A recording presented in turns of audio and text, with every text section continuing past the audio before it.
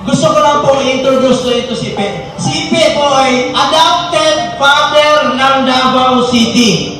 Alam niyo po bakit adopted father? Kasi po, nag-iwan siya ng 4 na anak sa Davao. Hindi mo totoo yan. O, naniwala naman kayo. Nanabayan ko kayo, huwag kayo maniwala. Naloko mo nga si Chris Aquino! At saka hindi ko siya niloko kahit kailan, minahal ko siya. Oo naman! Ano ka? Oo! Kung hindi mo niloko, whistle ka nga. Ang bihira ka naman, whistle lang, pahihirapan mo pa sarili ko. Sige.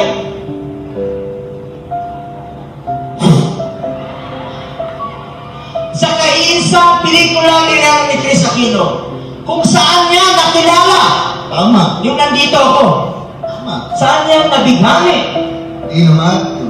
at saan niya naloko si Chris Aquino. Hindi mo niloko si Chris! Kung di mo niloko, kantahan mo. Gusto ko lang sabihin,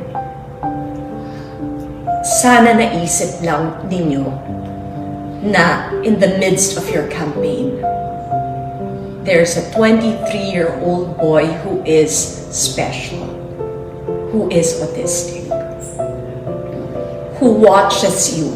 And I'm directing this message to Philip Salvador.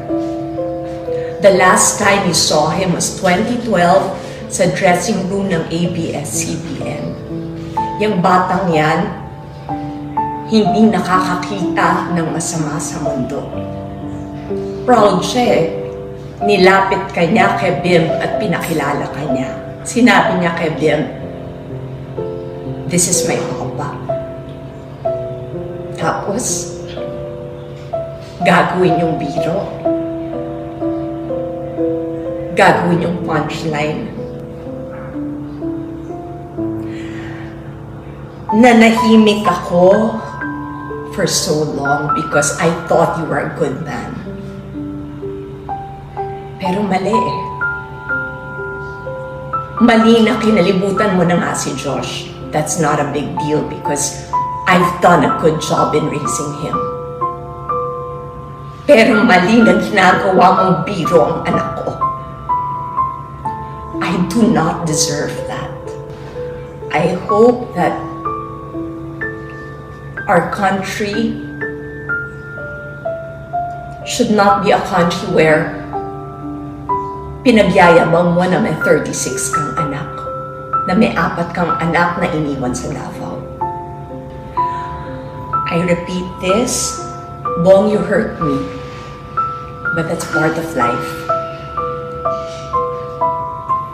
In time, sinabi ko sa'yo, I will stop grieving, but I hope that you understand. Masakit pa rin kasi ginawa niyong biro ang buhay ko. Ang pinakamasakit, ginawa niyong biro yung buhay ng anak ko. The only thing I can say is, life moves forward. And the only thing I can do is try my best to be the best possible mother for this child. Because he did not deserve to be made a joke of.